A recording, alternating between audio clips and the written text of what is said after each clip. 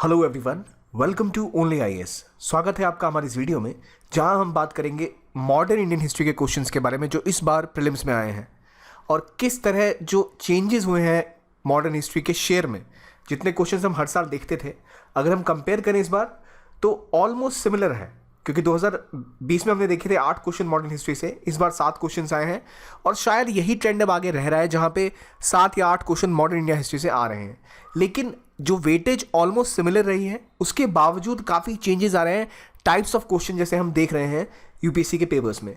तो आज जो प्रीलिम्स का पेपर हुआ है उसमें मॉडर्न हिस्ट्री के क्वेश्चन मॉडरेट रहे हैं, कुछ बहुत ही ईजी हैं, लेकिन वो ईजी तभी हैं जब आपने कॉन्टेक्स्ट पढ़ा हो, जब आपने उसको समझा हो, उस टॉपिक को उसको रिलेट किया हो इवेंट्स के साथ, टाइमलाइन के साथ। अगर आप सिर्फ रट के आ गए या आपने सोचा अच्छा ये इंपॉर्टेंट टॉपिक है, पढ़ लेता हूँ, हो गया, उससे काम नहीं चलेगा। तो चलिए देखते हैं आखिर में क्या चेंजेस हुए हैं इस बार मॉडर्न इंडियन हिस्ट्री में। सबसे पहले क्वेश्चन नंबर 52 जो था चेम्सफोर्ड रिफॉर्म्स के बारे में 1919 का, काफ़ी इंपॉर्टेंट टॉपिक रहा है ये और लोग अक्सर इसको पढ़ के भी जाते हैं, पर थोड़ा सा ट्रिकी है ये। इन्होंने बोला क्या 1990s में जो रिफॉर्म्स हुए थे उसमें सभी महिलाओं को वोटिंग राइट्स मिली थी जो कि 21 से ऊपर थी। गवर्नमेंट ऑफ इंडिया एक्ट 1935 में वुमेन को रिजर्व सीट्स मिली थी लेजिस्लेचर में, क्या ये सही है या गलत है? यहाँ पर आमतौर पे आप एक गलती कर सकते हैं कि आप सोचेंगे शायद पहला सही हो कि पहली बार वोटिंग राइट्स मिली थी इस रिफॉर्म्स के अंतर्गत 1919 में, ये हम पढ़ते हैं। लेकिन अगेन हमेशा एक रूल है कि एक्सट्रीम स्टेटमेंट जब भी हो तो उस वर्ड को हमेशा हाईलाइट करना चाहिए। तो यहाँ ऑल वुमेन की बात की गई है, लेकिन क्या पूरे इंडियंस को कभी वोटिंग राइट्स मिले थे अंग्रेजों के अंदर? तो पूरी महिलाओं को कैसे मिल जाएंगे? तो वो स्टेटमेंट गलत है। पहला स्टेटमेंट सीधी तौर पर गलत यही हो जाता है। और फिर आप आते हैं दूसरे क्वेश्चन की तरफ कि अब गवर्नमेंट ऑफ इंडिया एक्ट ने क्या रिजर्वेशन दी थी महिलाओं को लेजिस्लेचर में? तो हाँ, दी थी, उसके अंतर्गत महिलाओं को रिजर्वेशन मिली थी। तो इस हिसाब से हमारा जो पहला स्टेटमेंट है वो गलत है, जबकि दूसरा स्टेटमेंट सही है। यहाँ हम क्लियरली देख सकते हैं कि बी जो है इसका सही आंसर होगा, विच इज़ 2 ओनली। लेकिन समझना ये था आपको कि क्या चेंजेस रिफॉर्म्स में हुए हैं, वुमेन को वोटिंग राइट्स कब मिली और क्या एक्सट्रीम स्टेटमेंट्स इनमें हैं। अगेन ये इजी क्वेश्चन है, पर तभी जब आपने इसको ढंग से पढ़ा हो, अच्छे कंटेंट के साथ पढ़ा हो। अगला क्वेश्चन देखें हम, तो उसमें बात की गई है 8 अगस्त 1942 को इनमें से क्या हुआ था? क्या क्विट इंडिया मूवमेंट का रिजोल्यूशन अडॉप्ट किया गया था ऑल इंडिया कांग्रेस कमेटी के द्वारा? क्या वाइसरॉय एग्जीक्यूटिव काउंसिल को एक्सपेंड करके और इंडियंस को इसमें ऐड किया गया था? या फिर कांग्रेस मिनिस्ट्रीज ने 7 प्रोविंसेस में रिजाइन किया था? या फिर क्रिस्प ने एक डोमिनियन स्टेटस देने की बात कही थी?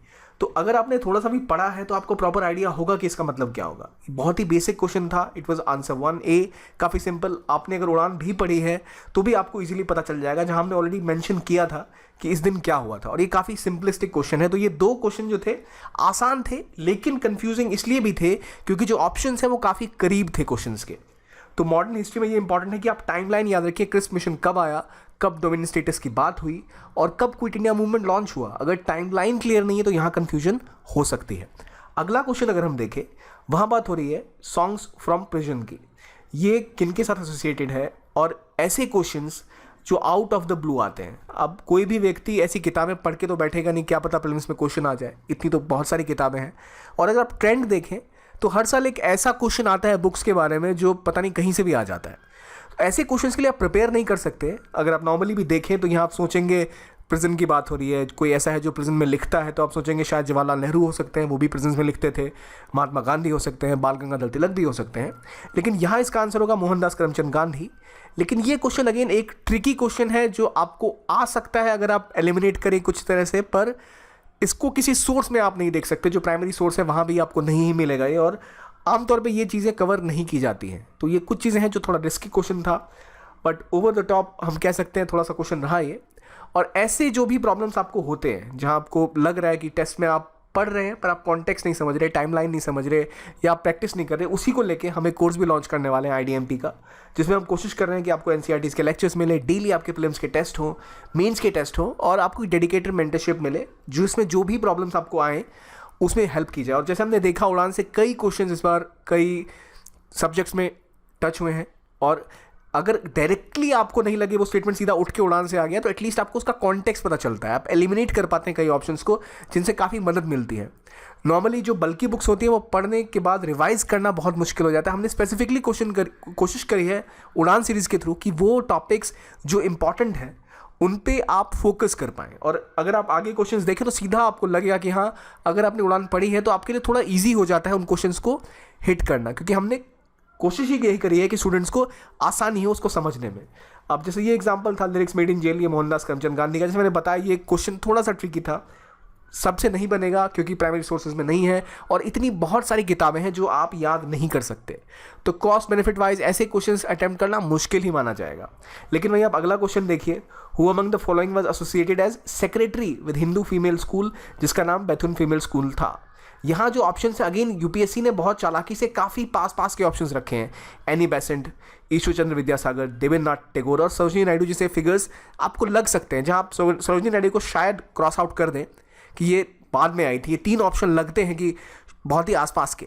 अगर आपने पढ़ा है बेसिक सोर्सेज को तो अगेन आप इसको आंसर कर सकते हैं, which is obviously Ishwar Chandra Vidyasagar, जो इसके सेक्रेटरी थे और इनको दिसंबर में अपॉइंट किया गया था। अगेन हमारी बुक में क्लियरली हमने इसको मेंशन किया है विद्यासागर के अंतर्गत कि इनको सेक्रेटरी अपॉइंट किया गया था, कब और कहाँ, ये सब हमने मेंशन किया, क्योंकि कोशिश हमारी यही थी कि वो टेबलाइज फॉर्म में आपको मिले रिवीजन के लिए, जिसमें आपको आसानी हो।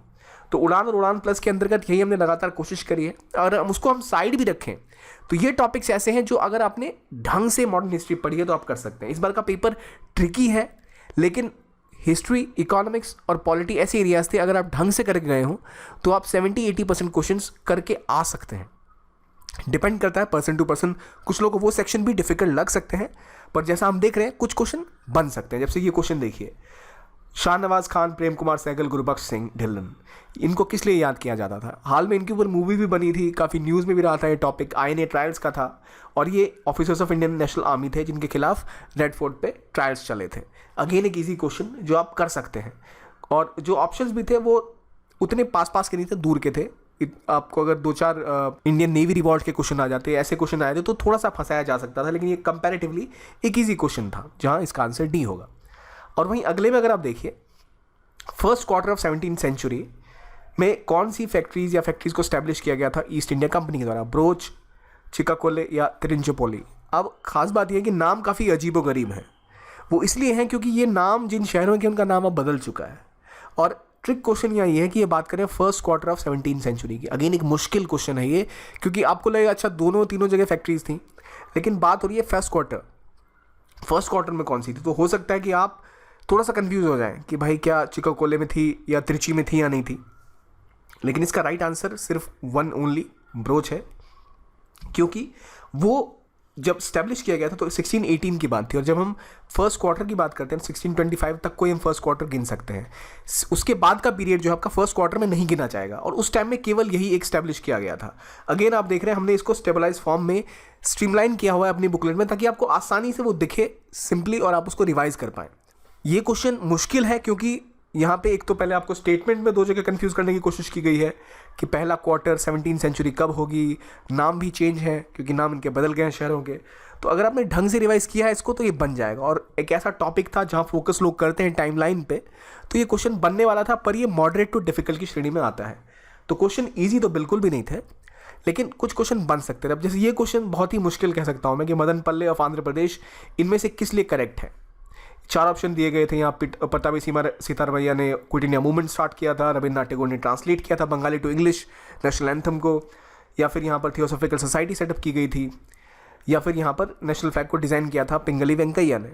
अगेन आंध्रा स्पेसिफिक न्यूज़ है ये, और ये ऐसी न्यूज़ अक्सर हमारी नज़रों से निकल जाती हैं। हर जगह की स्पेसिफिक हिस्ट्री होती है, और ऐसे क्वेश्चंस आमतौर पे किसी एक रीजन को आप नहीं करते। हमने देखा है स्पोर्ट्स के क्वेश्चन इस बार आए। अगेन ये एक ऐसा क्वेश्चन है जो हम कम उम्मीद करते हैं आने की, लेकिन इस बार आया, और इसका सही आंसर होगा सी। रविन्द्रनाथ टैगोर ने यहीं पर ट्रांसलेट किया था नेशनल एंथम को Bengali to English, which is the correct answer. तो अगर आप देखें जो मूवमेंट ऑफ क्वेश्चन 8 to 7 हुई है, 8-7-8 ऐसे क्वेश्चन मॉडर्न हिस्ट्री से रह रहे हैं, वहाँ पर हर साल एक ना एक क्वेश्चन बुक पे आता है जो आपको स्टम्प कर सकता है। एक ऐसा क्वेश्चन आता है जो बहुत डिफिकल्ट होता है, जैसे ये क्वेश्चन है, अक्सर ये कवर नहीं किए जाते ऐसे टॉपिक्स, और कहीं ना कहीं हम इसको याद भी नहीं रख सकते, इतने सारे टॉपिक्स होते हैं। लेकिन ब्रॉडली जो 5 क्वेश्चन थे वो थोड़े बहुत ईजी थे जो किए जा सकते थे। तो जो प्राइमरी सोर्स है उस पर अगर आप फोकस करेंगे तो आप अच्छा कर सकते हैं। पॉइंट ये है कि आपको उसको बार बार रिवाइज करना होगा, एक बार पढ़ के जाने पर ये क्वेश्चन सॉल्व नहीं होते। तो इसलिए हमारा फोकस है कि हमारी भी जो प्रोग्राम्स हैं, जो हम कोशिश करते हैं, जो वीडियोस हैं, वो ऐसे रहें जो आप इजीली रिवाइज कर पाएँ। ये एक लेसन है कि हमें और ज़्यादा रिवाइज करना है चीज़ों को, ताकि हम ज़्यादा मेमोराइज कर सकें। तो इसी टाइम पे जब इन्होंने रविन्द्रनाथ टैगोर ने इनको ट्रांसलेट करके इंग्लिश में रखा था, तो इसका नाम था मॉर्निंग सॉन्ग ऑफ इंडिया। जनगण अधिनायक को इन्होंने इंग्लिश में ट्रांसलेट किया था। तो ये इसका आंसर है। तो आई होप ये एक शॉर्ट वीडियो थी जहां हमने कोशिश करी आपको बताने की कहाँ कहाँ से क्वेश्चंस आ रहे हैं, किस तरफ मूवमेंट हो रही है। आई होप आपको ये अच्छा लगा हो। Thank you very much and keep watching only IAS.